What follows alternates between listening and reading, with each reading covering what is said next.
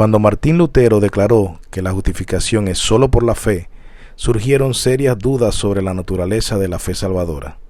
Roma apeló a Santiago 2:24 y los reformadores apelaron a Romanos 3:27 y 28.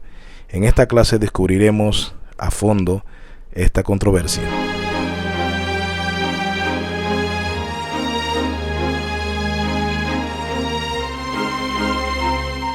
La clase anterior entonces hemos quedado en, en que la fe no era una condición necesaria, sino una condición suficiente, ¿ya? La diferencia que explicamos la semana pasada era de que si la fe era una condición necesaria, sería necesaria aparte de, o necesaria más que más se necesitaría, ¿no? Pero vimos que realmente la fe es una condición suficiente. De hecho, es lo que se necesita y nada más fuera de la fe para que la justicia de Cristo se aplique a nosotros. En eso quedamos. La fe es una condición suficiente. Bien, hoy entonces vamos a continuar entonces haciendo una diferencia entre infusión y imputación. ¿A qué se refieren estos dos términos? Infusión o imputación. Bien, estos términos tienen que ver con la pregunta, ¿cómo es que se le asigna a un pecador, la justicia de Cristo, la obra de Cristo? Al hacerse esta pregunta de cómo se le asigna la obra de Cristo al pecador, uno tiene dos respuestas, una falsa y una verdadera, según las escrituras, no según el hombre, sino según las escrituras. Entonces, una respuesta sería infusión y la otra sería imputación. Vamos a ver, bueno, lo pongo todo para los que están copiando. De acuerdo con Roma, cuando hablamos de Roma, sabemos que hablamos de la Iglesia Católica Apostólica Romana. Ellos dicen que la gracia es infundida o vertida en el alma a través de los medios sacramentales, o sea, a través de los sacramentos, la Eucaristía y la otra que es el bautismo. También la práctica de los otros sacramentos, pero aquí es donde nosotros tenemos que tener cuidado, y esto no se trata de criticar, quiero hacer la aclaración porque hoy vamos a ver algunos puntos que van a ser críticas, pero son críticas a la doctrina, no se trata de criticar a un hermano, no estamos aquí, vamos a criticar a ningún hermano católico ni nada de esto. Vamos hoy a concentrarnos en criticar, hacer una crítica, y hablando en el sentido de la crítica como una evaluación, no con una connotación maliciosa. Eso es importante aclararlo. Que la crítica que vamos a estar haciendo es una crítica como una evaluación a las doctrinas que se enseñan, para nosotros encontrar la respuesta en la Biblia. Vamos a comparar y usted va a ver en la Biblia qué es lo que nos dice la Biblia. Entonces, de acuerdo con Roma, la gracia es infundida o vertida en el alma a través de los sacramentos. ¿Qué quiere decir eso? Ya Roma, cuando bautizan a los niños, entonces dice que esa gracia le es infundida. Entonces, ese es el aspecto de la infusión. Entonces, el bebé entonces recibe esa justificación, recibe esa justicia de Cristo, y de allí entonces, a medida que crece, debe cooperar con esa gracia, infundida, y debe ir su vida haciéndose cada vez más justo, más recto, más piadoso, y entonces solo en ese entonces, es que Dios lo declara justo. ¿Ya? Nace, se le bautiza, y de allí entonces esa gracia, esa justicia de Cristo le es infundida, y a medida que va creciendo debe participar de los sacramentos, primera comunión, va haciendo todos los sacramentos necesarios. Luego entonces él va cooperando entonces con esa gracia, hasta que cada día va alcanzando más piedad, va alcanzando más rectitud, más justicia, y ya entonces llega un momento donde ya Dios lo declara justo. Pero el problema es que esa declaración de justicia, eh, como hablamos la semana pasada también, esa justificación forense, ¿no? Que esa, ese pronunciamiento legal que Dios da, que justifica a alguien, eh, ¿qué gracia, ¿qué gracia tendría entonces si la persona ya alcanzó a ser justo por sí mismo? O sea, con la gracia que se le dio en el bautismo como infusión, esa gracia entonces él coopera y de repente llega a él a alcanzar, pero la contradicción es que esa gracia se le otorga, pero luego la justicia se la gana la misma persona.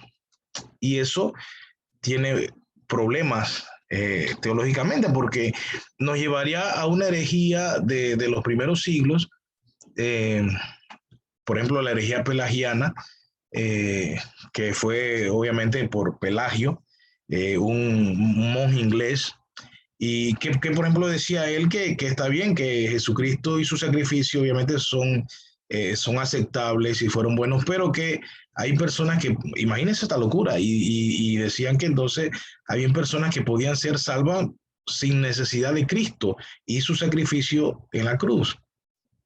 O sea, noten esto, y esto no, eso está en la historia, pueden investigarlo.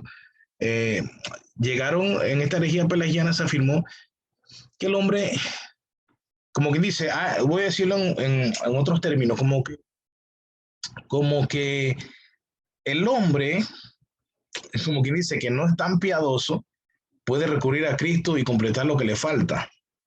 Ya estoy diciéndolo en otras palabras, pero esa es la idea. Sin embargo, hay hombres que son suficientemente piadosos, rectos y justos que no necesitan de Cristo, de la justicia de Cristo, de la justificación, de la gracia. No sé si me entienden. Entonces, eso es un problema. Eso pasó dentro de la Iglesia Católica Romana en el siglo IV, V, por allí, aproximadamente. Y con esto se reveló San Agustín, y le armó una batalla durísima a Pelagio, siendo San Agustín también de la Iglesia Católica Romana. Por eso es que estamos haciendo una crítica doctrinal. No se trata de criticar al católico o a cualquier otra religión. Estamos haciendo, miren cómo dentro de la misma Iglesia Católica Romana está Agustín de Hipona y está Pelagio, ¿ya? Y los dos dentro de la misma Iglesia Católica se levantaron en esta batalla, que fue una batalla no pequeña. Entonces Pelagio, con sus herejías dentro de la Iglesia Católica Romana, y San Agustín dentro de la Iglesia Católica Romana, ambos padres de la Iglesia, empiezan a discutir sobre esta doctrina. O sea, ¿qué nos dice esto? Que esto no fue un protestante discutiéndole a un católico. Por eso estamos hablando de la crítica a la doctrina. Entonces, San Agustín se levanta contra Pelagio y le arma una tremenda batalla, porque esta doctrina es dañina. Entonces, si la persona puede, imagínense, hermano, nada más la gravedad del asunto, o sea, pensar que yo puedo ser justo sin Cristo y que entonces Cristo no fue necesario. Bueno, al menos para mí entonces no, pues, pero para el otro hermano que es más débil de carácter y que no ha dejado que todavía la piedad florezca en él, entonces, bueno, para él Cristo vino, a él Cristo le sirve. Pero yo reúno suficiente mérito y no necesito a Cristo, yo puedo ir al cielo sin necesidad de Cristo. Eso es un problema tremendo, hermano. Eso es un problema tremendo. Entonces, de acuerdo, entonces, ese es el punto de vista católico romano, pero de acuerdo con los reformadores, el Espíritu Santo es infundido, ¿ya?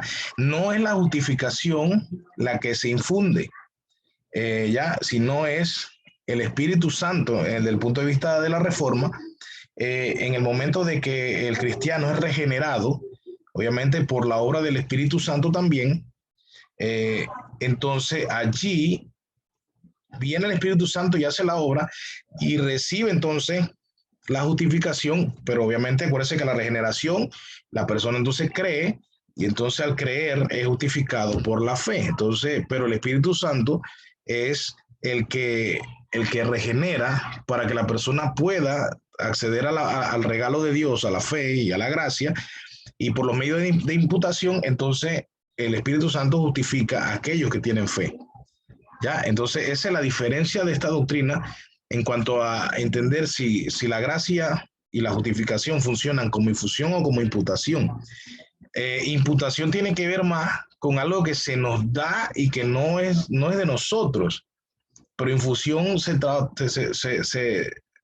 tiene que ver con que eso se te da y ahora entonces es tuyo y tú lo desarrollas y, ¿cómo se llama? Y entonces vas creciendo en eso hasta el punto que ya podrías no necesitarla.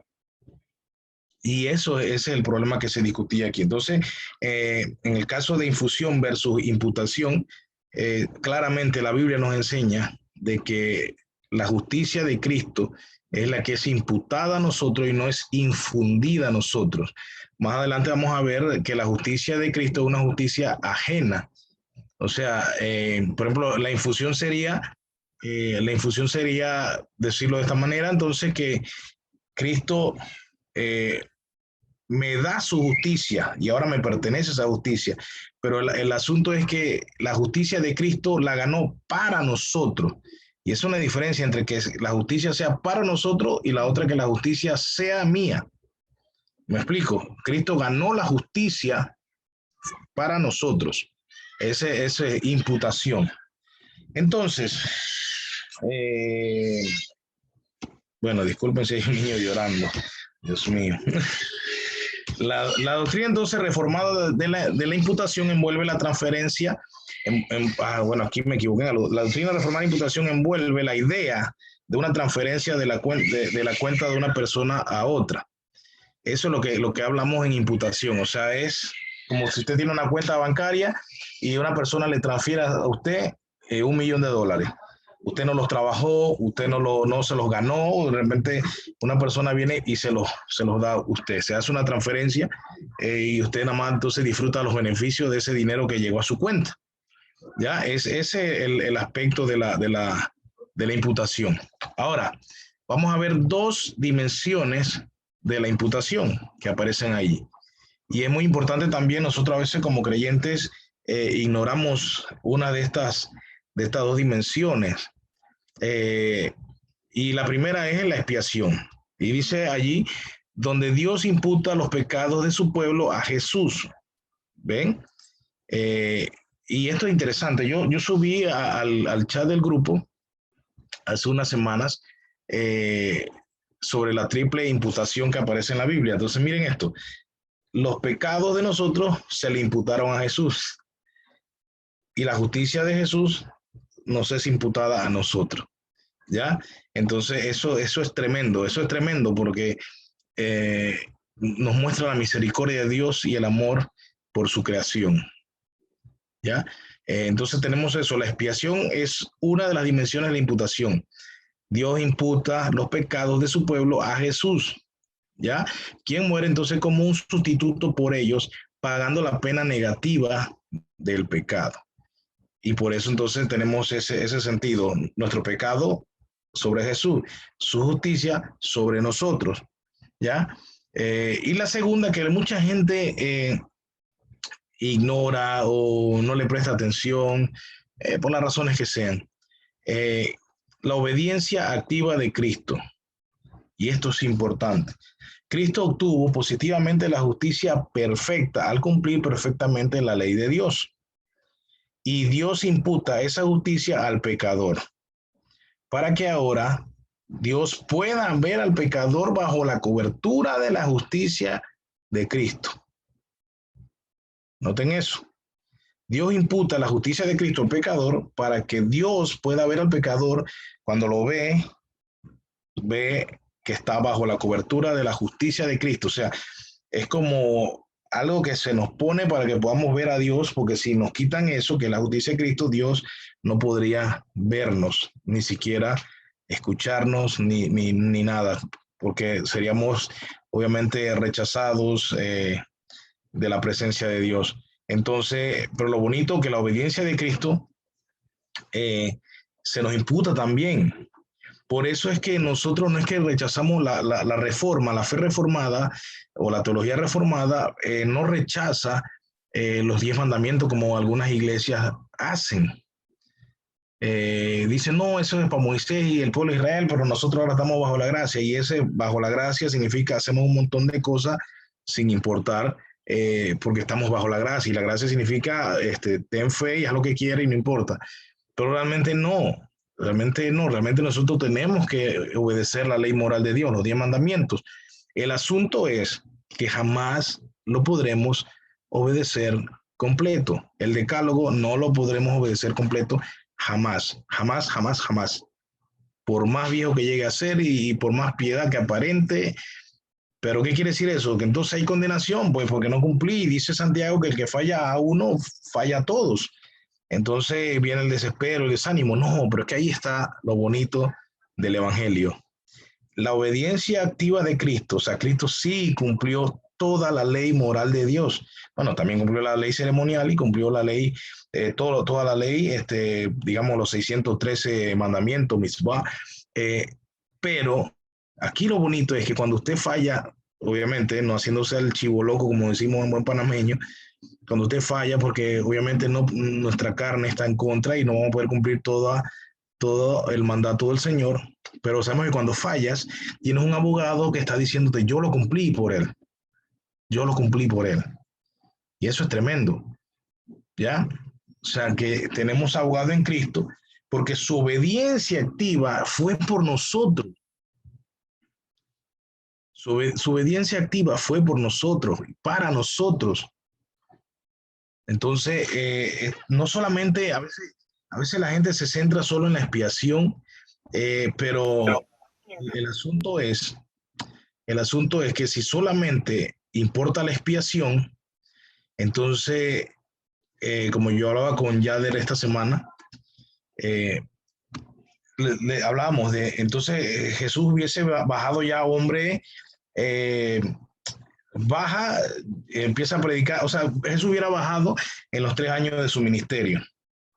Ahí baja Jesús, baja del cielo ya un hombre santo, perfecto, y llega de una vez, predica, pam, pam, y crucifíquenlo, vamos a la cruz y logré la expiación, listo. Incluso poniéndose más fuerte, hubiera bajado directo a la cruz y ya nos justifica.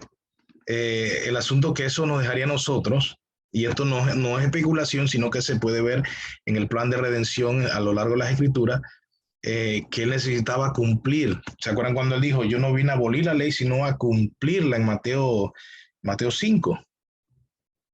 Yo no he venido a abolir la ley, sino a cumplirla. Allí está hablando primero, él está hablando allí en 2 vías, Jesús habla en 2 vías en ese pasaje. Está hablando en la vía de que él va a cumplir la ley ceremonial en él, porque él mismo vino a cumplir, o sea, él vino a hacer ese sacrificio perfecto, el cordero sin mancha, el cordero inmolado. Entonces, en ese sentido, él no vino a abolirla, sino a cumplirla, la ley ceremonial. Pero en cuanto a la ley moral, tampoco vino a abolirla, sino a cumplirla también. ¿Me explico? O sea, vino a cumplir en esas 2 vías esa ley. Ya cumplió la ley ceremonial en él mismo, porque él mismo, la ley ceremonial apuntaba a él, todos los sacrificios, toda la liturgia de todo esto que apuntaba al ¿cómo se llama? A lo que era la expiación y perdón de pecados y todo esto, que se cumple realmente en Jesús, ¿ya? Y además de eso, entonces, también cumplió la ley moral, que no vino a abolir, sino a cumplirla también para nosotros. Entonces, eso nosotros debemos tenerlo claro, hermano. Si nosotros nos quedamos solamente empezando en el sentido de la expiación, cuando Cristo muere en la cruz por nuestro pecado y para salvarnos a nosotros me atrevería a decir que tendremos un problema porque era necesario que Él cumpliera también la ley moral para que nosotros por medio de Él seamos justificados. Y como dije hace un ratito, por eso es que cuando tú fallas a uno de los mandamientos del Señor, tienes abogado, porque Él puede decir, mírame a mí, que yo lo cumplí. Ahora, repito, eso no quiere decir que, bueno, Jesús cumplió por mí la ley moral a la perfección, entonces yo no la cumplo, hago lo que me da la gana, mi moralidad dudosa, vivo mi vida como me da la gana. Obviamente eso, obviamente, hermano, eso es una blasfemia. Y obviamente eso es lo que llama el escritor de Hebreos, eso es vituperar la cruz de Cristo, pisotear la cruz de Cristo. ¿Me explico? Entonces, eso lo tenemos que tener mucho cuidado. Por eso mucha gente critica las doctrinas de la gracia, porque a veces la doctrina de la gracia la usan para caer en desgracia.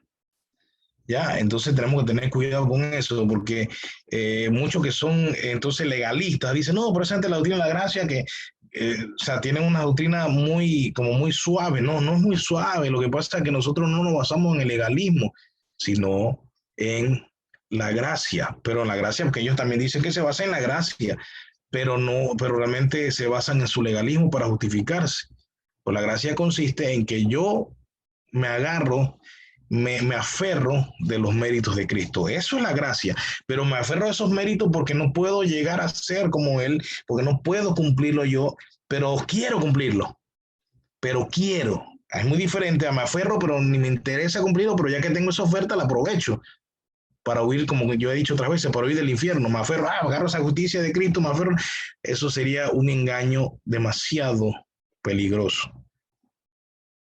Porque créanme que dentro de la iglesia que se predica la doctrina de la gracia, hay muchos cristianos agarrándose de la gracia de una forma equivocada y lo que van a caer es en desgracia. Porque Dios conoce los corazones. Y Dios sabe si tú simplemente estás apoyándote en eso, creyendo que significa que vivas como te da la gana y Cristo murió por ti. No, no se trata de eso. No se trata. Entonces es más que eso y tengamos entonces nosotros cuidado con eso.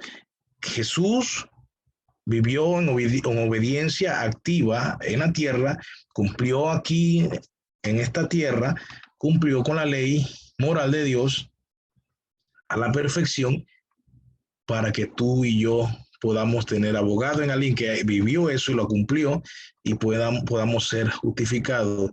Pero solamente somos justificados los que queremos cumplirla, pero no alcanzamos los estándares de calidad que el Señor pide. Entonces allí, como que dice, el Señor sale en nuestra defensa.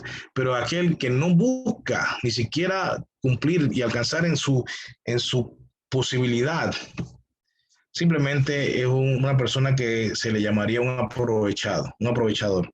Pero lastimosamente el aprovechador aquí en la tierra puede ganar gracia y puede pasar desapercibido y obtener méritos y, y puede triunfar en muchas cosas, pero Dios, el Todopoderoso, el que lo sabe todo, con Él no podemos ser aprovechador porque Él sí nos descubre y Él sí sabe lo que hay en nuestro corazón. Y eso es muy importante que lo tengamos claro y más cuando hablamos de las doctrinas de la gracia. Entonces, aquí cuando vemos la doctrina de la imputación y vemos que tiene dos dimensiones, la expiación y la obediencia, entonces podemos llegar a decir, bueno, antes de entrar aquí, podemos llegar a decir, hay una frase que no está aquí, pero, no, sí, aquí está aquí. Por su vida sin pecado logró un mérito positivo, el cual se atribuye a todo lo que pone su fe en él. Y esta frase, hermano, que esto nos aliente a seguir adelante. Cristo no solo murió por nosotros, sino que también vivió por nosotros. Cristo no solo murió por nosotros. Yo creo que eso tal vez algunos aquí nunca lo han escuchado. Siempre hablamos de que Cristo murió por mí. Ahí está la expiación. Acuérdense, la imputación tiene dos dimensiones. Cuando yo digo Cristo murió por nosotros, estamos hablando de la expiación. Él murió por nuestro pecado. Y muchas veces nada más hablamos en ese sentido, en esa dimensión de la imputación. Pero también podemos hasta hacer un canto que diga, Jesús vivió por mí. O sea, Jesús murió por mí, expiación. Jesús vivió por mí, obediencia activa de Cristo en la tierra. Obediencia a la ley moral de Dios. Él la vivió por nosotros. Repito, no es que no la viva yo, ni haga mi esfuerzo, ni mi mayor adoración cumpliendo lo que puedo cumplir en lo que podamos según la capacidad del Espíritu Santo en nosotros. No, eso no significa. Pero sabemos que cuando nos sentimos frustrados por no alcanzar esos estándares que el Señor pide, y quiero sentirme mal y deprimido porque digo, Señor, que no merezco ser salvo. Señor, es que yo, espérate, es que Jesús vivió por mí también. Oh, Jesús vivió por mí. Entonces, sí, fallé, pero Él lo cumplió y Él me está defendiendo ahorita. Y ahí entonces encontramos consuelo. ¿Ya? Encontramos consuelo, no para un juega vivo, sino consuelo. Entonces, como les dije cuando hablamos de la infusión o la imputación, le dije que no podemos pensar en la infusión porque es un error de doctrina, ya que la justicia que a nosotros se nos ha imputado o la justicia de Cristo es una justicia ajena, la justicia de Cristo, no la justicia mía, sino la justicia de Cristo. En el lenguaje sencillo se entiende que no es mía. La infusión, la doctrina de la infusión, entonces diría que sí es mía esa justicia, ¿ya? Pero la doctrina de la imputación es que no es mía, pero se ganó para mí. No es mía, pero se ganó para mí. Entonces, la justicia de Cristo, obviamente, es ajena, no de nosotros. Entonces, Martín Lutero insistió que la justicia por la cual los pecadores están justificados es una justicia ajena, una justicia que está fuera de nosotros. La buena noticia es que Dios justifica a los impíos libremente al darles la justicia de alguien más. Miren esto, Dios justifica a los impíos libremente al darles la justicia de alguien más. ¿De quién? No la justicia de otro hermano, no la justicia de un pastor, no la justicia del hermanito piadoso que usted va a la iglesia que no le hace nada, no mata una mosca, como bien dice. Esa justicia no es la que él le va a otorgar a usted. Nada más y nada menos que Dios justifica a los impíos por la justicia de Cristo, la justicia perfecta de Cristo. Qué tremendo, qué tremendo. Ahí es donde está la justificación. Y bueno, entonces está lo que ya les dije para terminar la idea de la imputación y la infusión sobre las dos dimensiones, que es el último párrafo que habla aquí, de que esa justicia entonces es ajena, Él la cumplió, Él la llevó a cabo para nosotros y ahora nosotros podemos disfrutar. Eso es el Evangelio.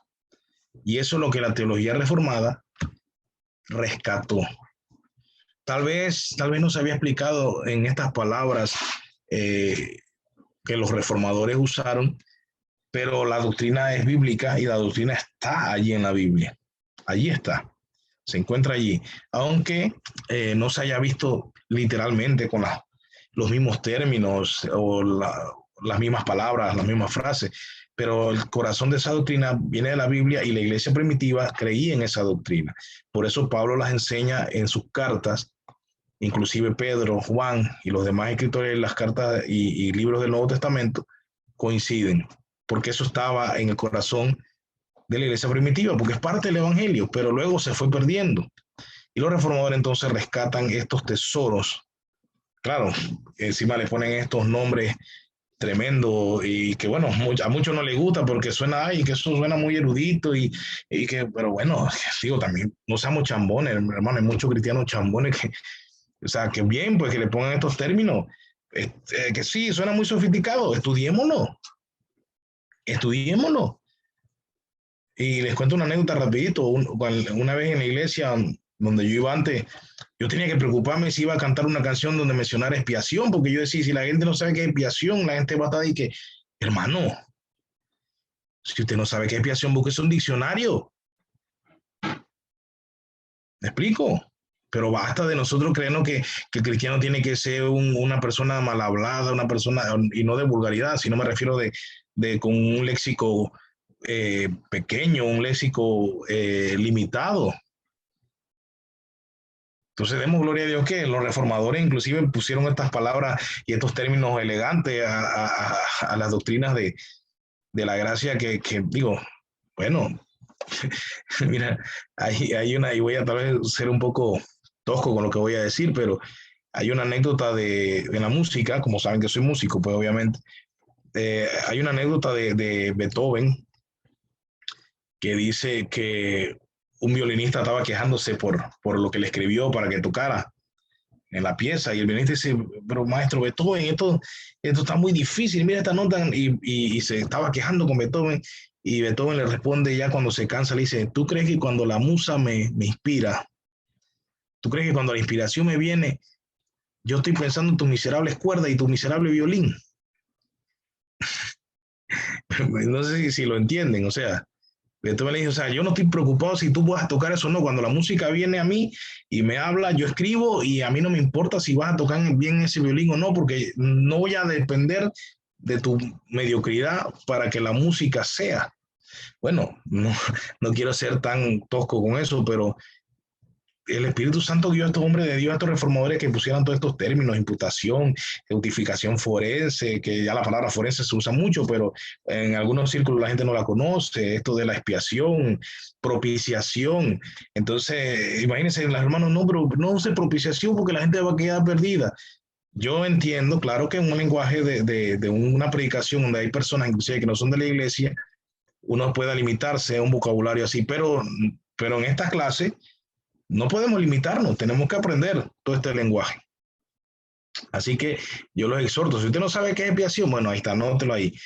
Me pregunte y yo le mando las definiciones, ahí hay diccionarios y yo le puedo mandar. No, que Pablo, ¿qué es propiciación? Yo se lo mando. No, que imputación, ahí usted lo va. Esa, bueno, imputación aparece hasta en Wikipedia. Así que usted puede encontrar allí eso. Bien, entonces avanzando, y le digo esto porque yo he escuchado muchas personas limitándose a estas cosas y por la pura preocupación de no sonar de que muy elegante, hermano. El Evangelio de Cristo es el Evangelio de Cristo, hermano. O sea, se derramó la sangre más preciosa del universo. Seamos elegantes también con eso.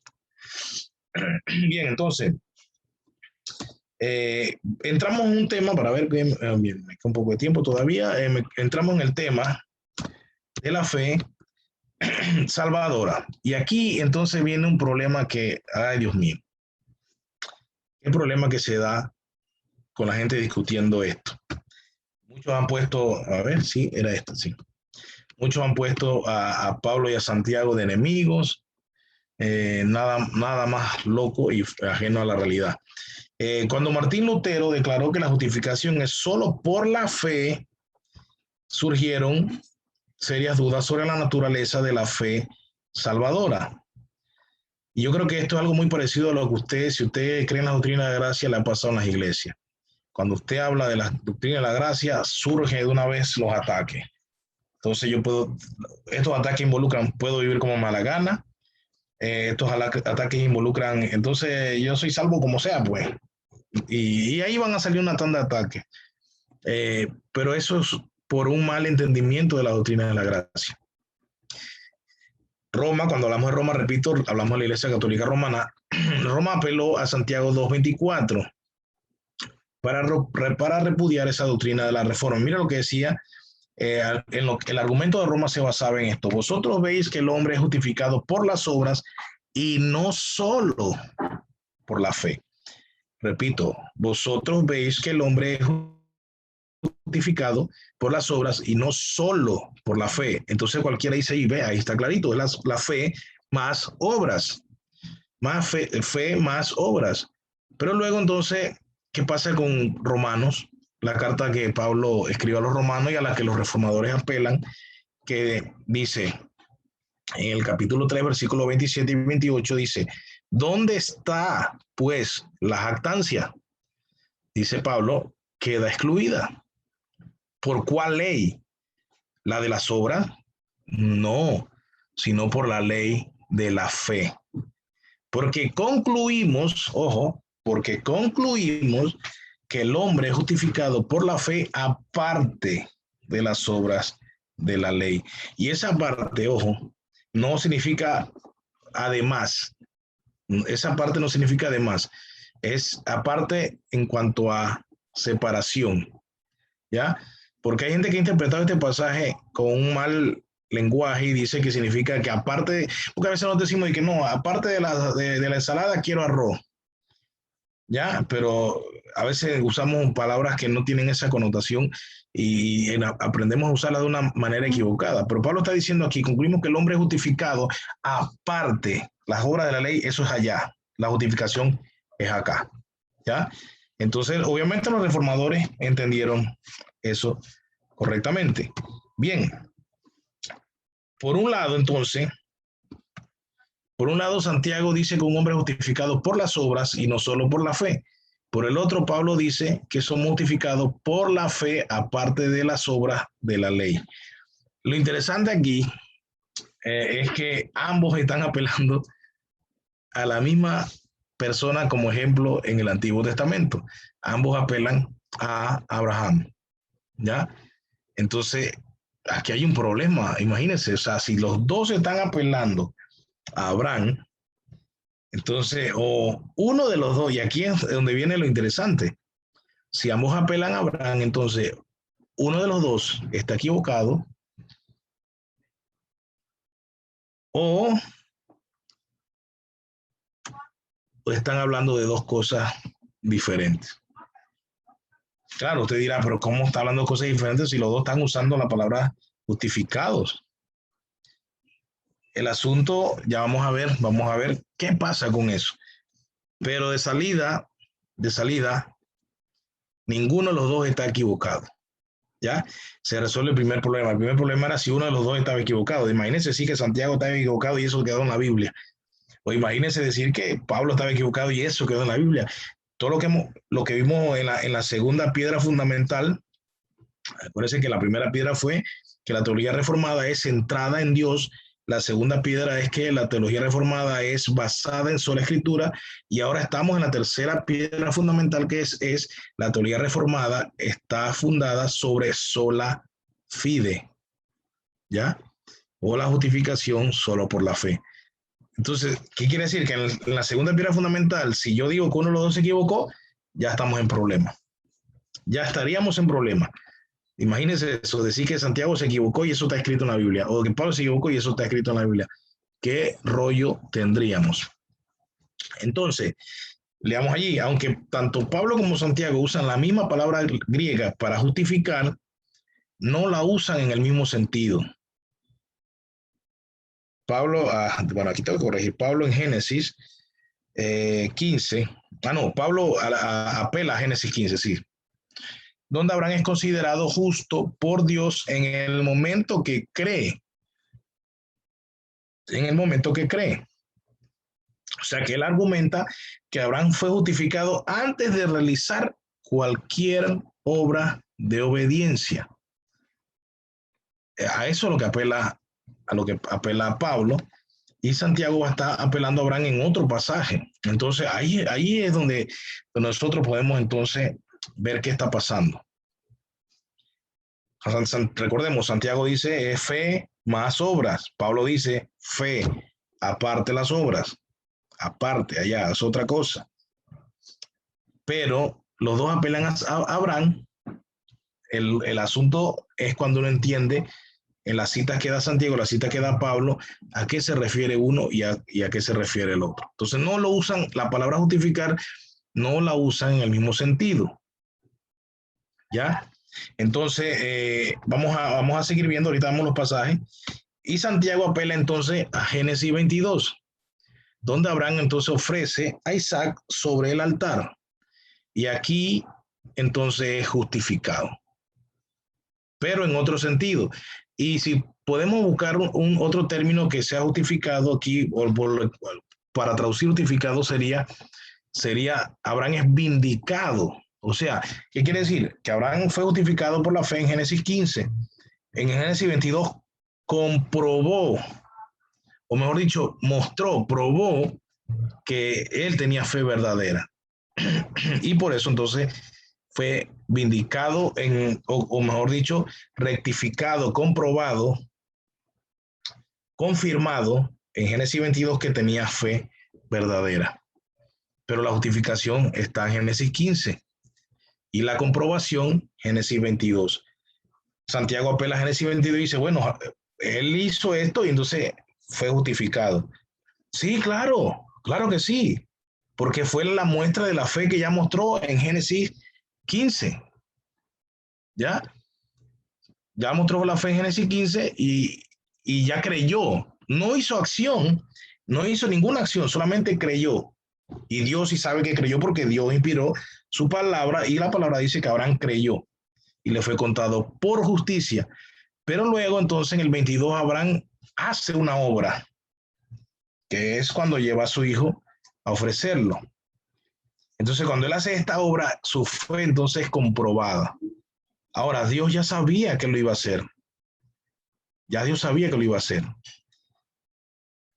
Ya, por eso es que había sido justificado en el capítulo 15. ¿Ya? Entonces, él fue vindicado. El problema con nosotros, el problema nosotros, para seguir aquí, es lo que presenta ahora en lo que sigue aquí en la diapositiva. La pregunta que trata Santiago en el 2.14 es: ¿de qué sirve, hermanos míos, si alguno dice que tiene fe, pero no tiene obras? ¿Acaso puede esa fe salvarlo? Esa pregunta incisiva de Santiago hay que entenderla. Entonces, cualquiera puede decir que tiene fe. Ahí es la diferencia entre Dios que justificó a Abraham y nosotros queriendo aparentar muchas veces cosas. Entonces, voy a explicarles eso. Cualquiera puede decir que tiene fe, pero decirlo y tenerlo no es lo mismo. Hermano, muchos cristianos van a la iglesia, dicen tener fe y dicen tener fe, pero no la tienen realmente. ¿Ya? ¿Por qué? Porque miren lo que dice allí: la fe verdadera siempre se manifiesta en obras. Ok, si vemos el pasaje de Abraham en Génesis 15, él fue justificado antes de hacer alguna obra. Pero en Génesis 22, entonces él hace una obra que corrobora su fe.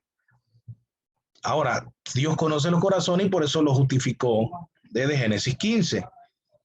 Pero nosotros, que no tenemos, o sea, de nuestra vida no está escrita en la Biblia, nosotros tenemos que, la única forma en que se vea nuestra fe verdadera es a través de las obras.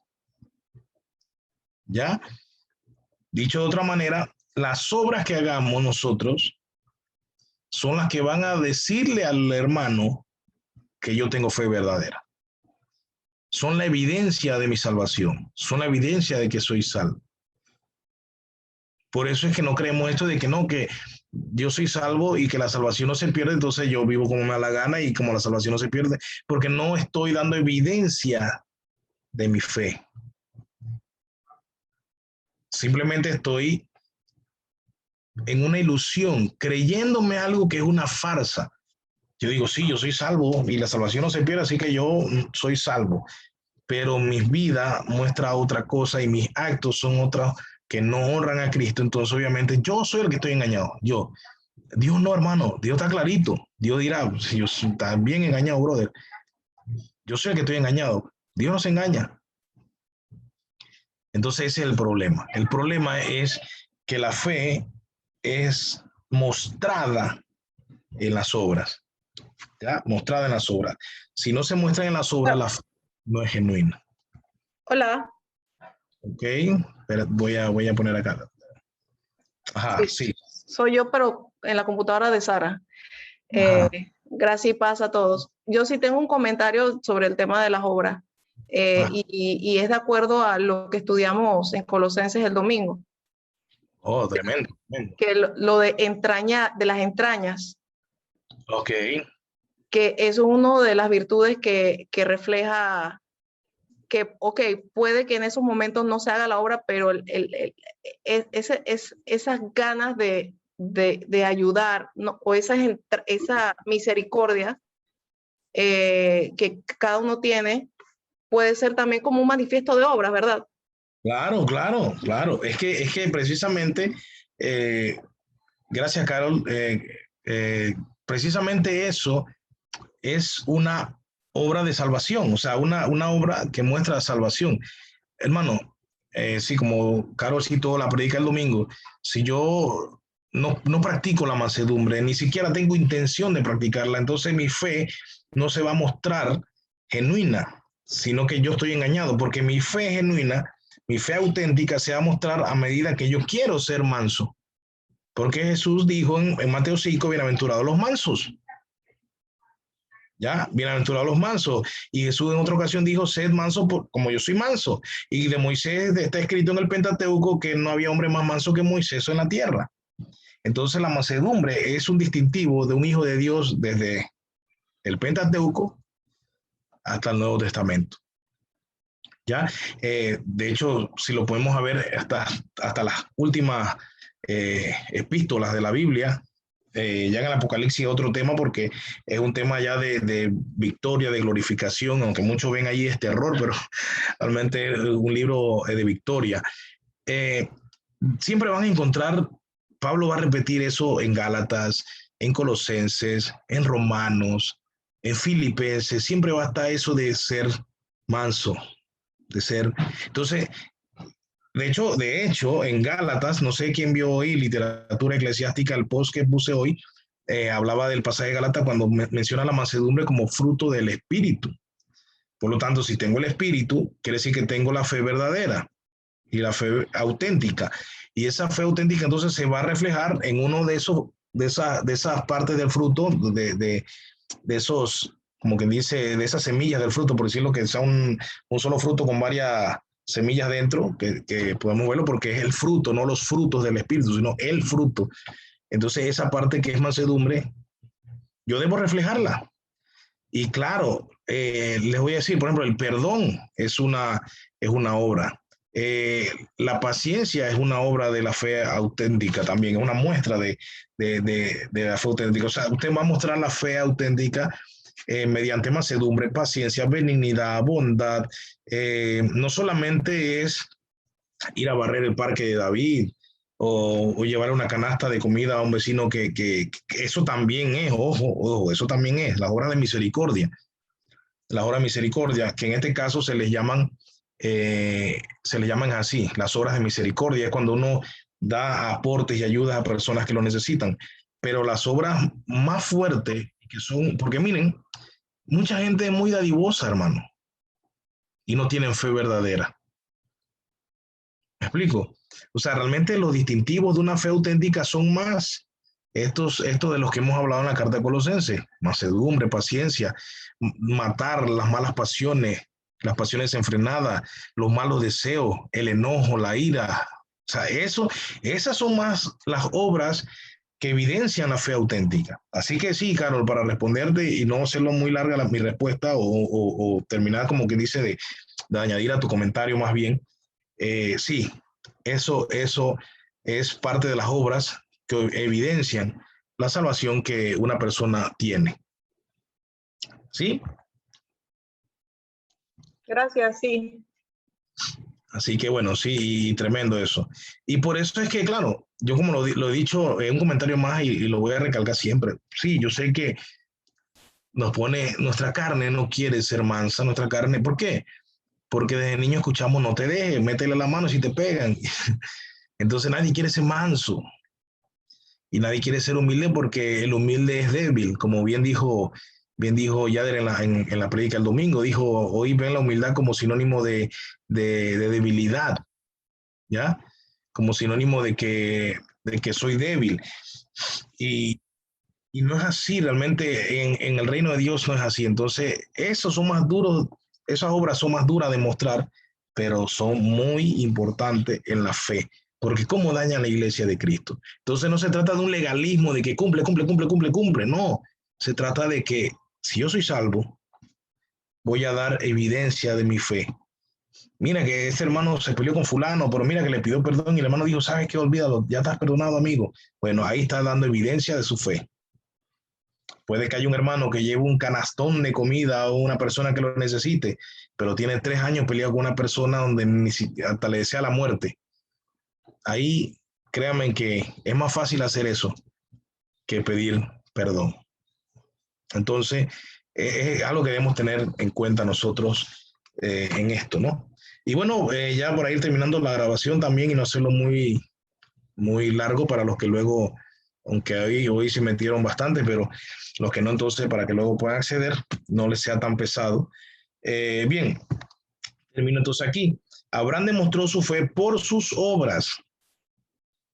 La profesión de Abraham, la profesión de fe de Abraham es vindicada, comprobada, reafirmada, ¿ya? Por la demostración de esa fe en Génesis 22. Eso es lo que nosotros debemos tener claro en esa disputa aparente que usted va a encontrar en muchos sitios, inclusive en internet, van a poner a Pablo y a Santiago de enemigo. Ya yo inclusive les había hablado de, ¿cómo se llama?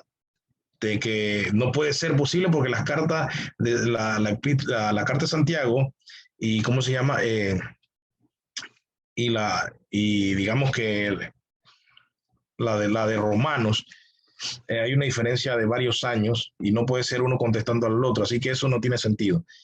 Bien, terminando entonces, Abraham ya estaba justificado ante Dios en Génesis 15, eso estamos claros. Usted puede leerlo en su Biblia tranquilamente y se va a dar cuenta que estaba justificado ante Dios en Génesis 15. ¿Por qué? Porque tenía verdadera fe.